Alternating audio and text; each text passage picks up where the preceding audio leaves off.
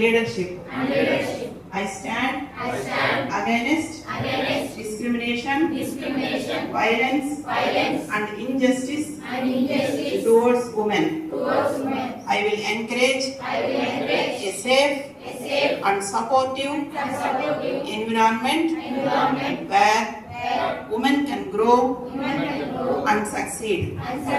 I promise to contribute towards building a society where women are empowered, valued, and equal in every field. ఇంట్లోనే పరిమితం కాకుండా ఉండాలనేది ఈ government free bus తర్వాత తన పొదుపు కమిషన్స్ టైలరింగ్ జాబ్స్ అన్నీ పెట్టారు.